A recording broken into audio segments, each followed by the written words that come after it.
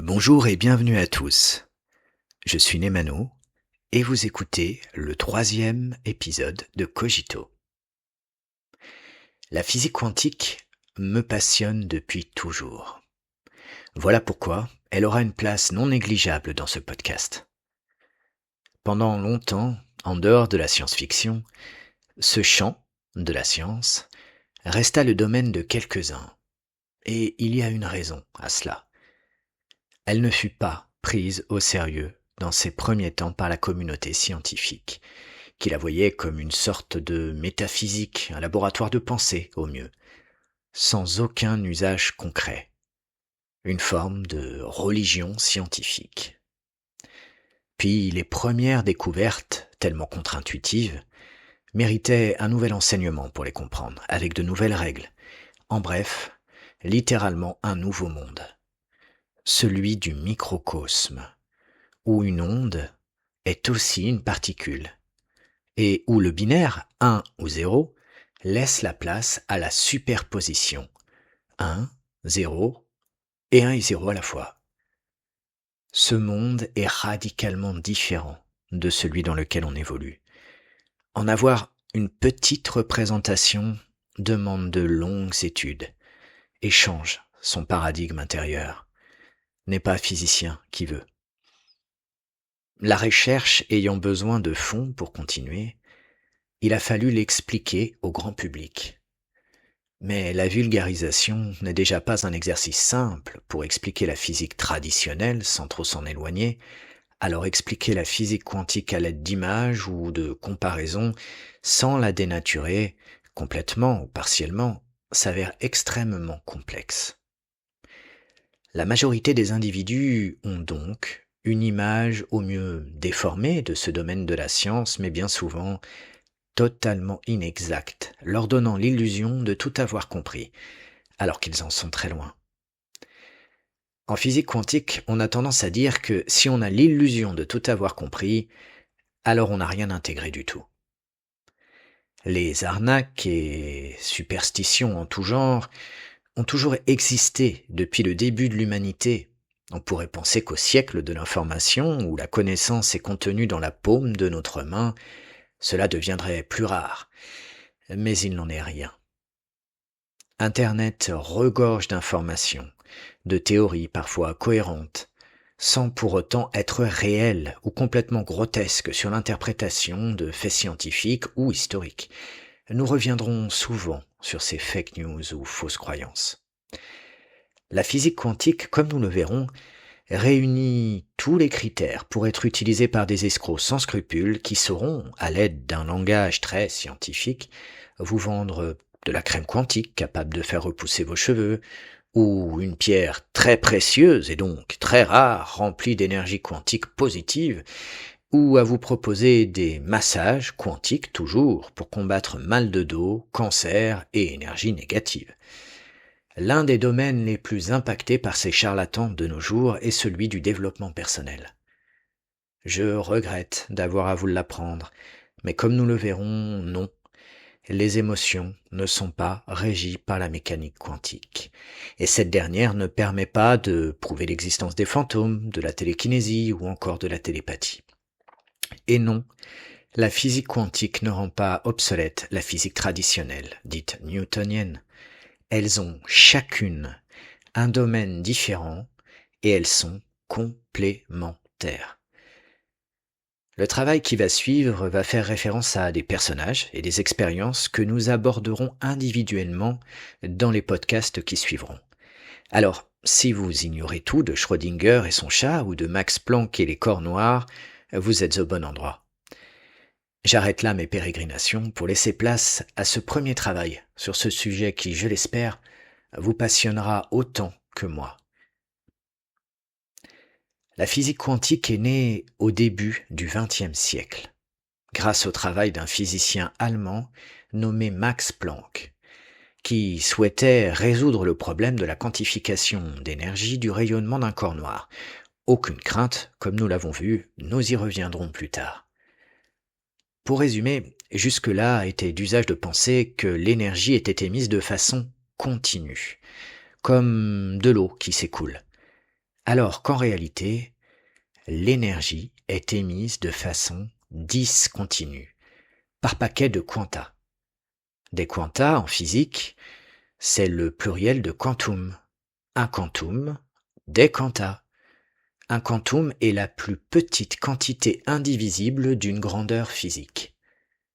De cette découverte, une vraie révolution commença, et s'ensuivirent d'autres découvertes majeures. En 1905, un certain Albert Einstein expliqua l'effet photoélectrique en utilisant le concept de quanta de lumière, plus tard appelé photon. C'est pour ce travail que Einstein reçut son seul et unique prix Nobel de physique, et non pour ses recherches sur la gravité, comme on l'entend parfois. Niels Bohr proposa en 1913 un modèle atomique où les électrons occupaient des niveaux d'énergie discrets. Ces travaux, parmi d'autres, ont jeté les bases de ce qui allait devenir la mécanique quantique. Dans les années 1920, la théorie quantique a pris sa forme moderne grâce aux contributions de scientifiques tels que Werner Heisenberg, dont on parle beaucoup en ce moment, Erwin Schrödinger et Paul Dirac. Ils ont développé les formalismes mathématiques qui décrivent le comportement des particules à l'échelle atomique et subatomique. La physique quantique s'applique principalement à l'échelle microscopique, mais ses implications s'étendent au-delà. Voici quelques domaines où elle joue un rôle crucial. La physique atomique et moléculaire, par exemple. Elle explique la structure des atomes, les liaisons chimiques et les propriétés des molécules. La physique des particules, quant à elle. La théorie quantique est fondamentale pour comprendre les particules subatomiques et leur interaction. Pensez à un zoo de particules, où chaque particule a son propre comportement unique. On peut également noter la physique de l'état solide. Elle est essentielle pour comprendre les propriétés des matériaux, notamment les semi-conducteurs, cœur de nos appareils électroniques. Et donc, bien sûr, l'électronique, par l'intermédiaire des transistors qui sont les composants de base des appareils électroniques fonctionnant grâce au principe de la physique quantique. C'est un peu comme les interrupteurs qui permettent à l'électricité de circuler ou non dans nos appareils. L'optique quantique, quant à elle, explique le comportement de la lumière à l'échelle microscopique et a conduit au développement des lasers et de l'imagerie médicale. Vous y penserez la prochaine fois où vous irez faire une radio. L'informatique quantique, dont on parle beaucoup en ce moment. Contrairement aux ordinateurs classiques qui utilisent des bits 0 ou 1, les ordinateurs quantiques utilisent des qubits, qui peuvent être 0, 1 ou les deux en même temps. Cela les rend très puissants pour certaines tâches. On peut également noter la cosmologie. La physique quantique est cruciale pour comprendre les premiers instants de l'univers et le comportement des trous noirs et de la fameuse matière noire. Mais la physique quantique reste souvent mal comprise, même au sein de la communauté scientifique. Voici quelques erreurs courantes. Par exemple, la confusion entre l'observation et la mesure.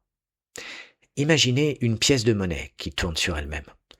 Tant qu'elle tourne, elle est à la fois pile et face.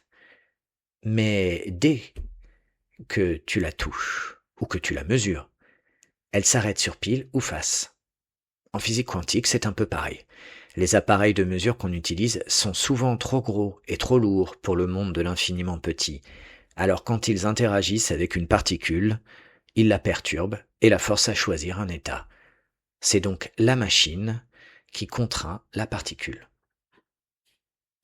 On peut également noter la mauvaise interprétation du chat de Schrödinger. Le chat de Schrödinger, c'est une expérience imaginaire où un chat est à la fois mort et vivant dans une boîte. Mais en vrai, cette histoire sert surtout à montrer que les règles de la physique quantique semblent bizarres quand on les applique à des objets de tous les jours. Le but, c'est de montrer que les règles quantiques ne marchent pas pour les grands objets. Erwin Schrödinger, comme Einstein d'ailleurs, ne croyait pas à la mécanique quantique telle qu'elle était décrite à l'époque. Il ne pensait pas que la superposition d'une particule pouvait être à la fois onde et corpuscule. Cela a entraîné le paradoxe de Copenhague et le fameux article EPR, mais nous y reviendrons en détail. Schrödinger, avec son chat, voulait montrer quelque part l'inexactitude ou l'incomplétude de la mécanique quantique. La surinterprétation du principe d'incertitude. Ce principe ne signifie pas que tout est incertain ou que rien n'est réel, mais décrit plutôt les limites fondamentales de la mesure simultanée de certaines paires de propriétés physiques. On ne peut pas connaître parfaitement deux choses en même temps, comme la position et la vitesse d'une particule, mais ça ne veut pas dire que tout est aléatoire ou que rien n'est réel. C'est juste une limite à notre capacité à mesurer certaines choses en temps réel. On peut également noter l'application erronée à l'échelle macroscopique, car bien que la physique quantique s'applique en théorie à toutes les échelles, ces effets ne sont généralement observables qu'à l'échelle microscopique. C'est comme les règles d'un jeu qui ne s'appliquent qu'à très petite échelle. Si tu essayes d'appliquer ces règles à des objets de tous les jours, comme une balle de football, ça ne marche pas. Les effets quantiques sont si petits qu'ils sont invisibles à notre échelle. On peut également noter une confusion entre corrélation et causalité dans l'intrication quantique. L'intrication ne permet pas une communication instantanée ou plus rapide que la lumière, malgré les corrélations à distance qu'elle implique. L'intrication quantique, c'est quand deux particules sont connectées d'une manière spéciale, peu importe la distance qui les sépare. Mais ça ne veut pas dire qu'on peut envoyer des messages plus vite que la lumière. Étienne Klein donne souvent cette image pour expliquer ce point. Prenons deux individus, Pierre et Jean. Nous donnons à chacun une enveloppe qui contient une carte différente, bleue ou jaune. Nous pouvons séparer Pierre et Jean en plaçant par exemple Pierre à Paris en haut de la tour Eiffel et Jean sur une plage à Tahiti. Si Pierre ouvre son enveloppe et qu'il a une carte bleue, alors nous savons instantanément que Jean a une carte jaune. On peut également noter l'utilisation abusive dans des contextes pseudo-scientifiques, car la physique quantique est parfois invoquée de manière inappropriée, comme nous l'avons vu, pour justifier des phénomènes paranormaux ou des pratiques de médecine alternative sans aucun fondement scientifique. La physique quantique reste l'une des théories les plus précises et les plus testées de la science moderne. Ses applications continuent de transformer notre monde technologique. Cependant, sa nature contre-intuitive la rend vulnérable aux malentendus et aux interprétations erronées.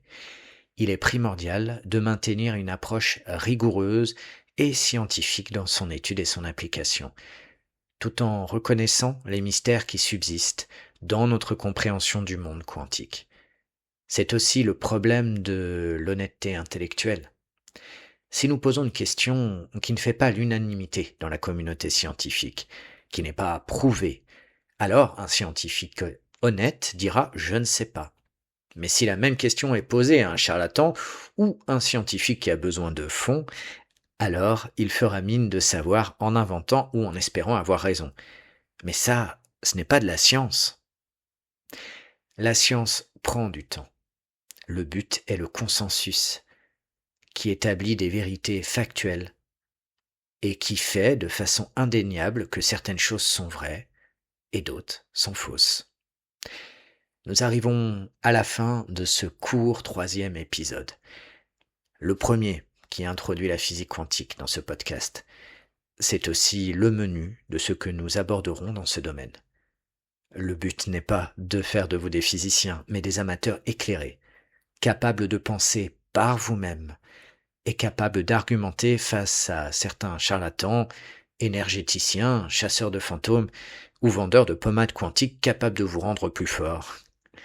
Dans le prochain épisode, nous parlerons d'un sujet qui vous évitera encore un peu plus de tomber dans le panneau de certains et surtout de mieux comprendre comment votre esprit fonctionne. Les biais cognitifs. Prenez soin de vous et restez concentrés.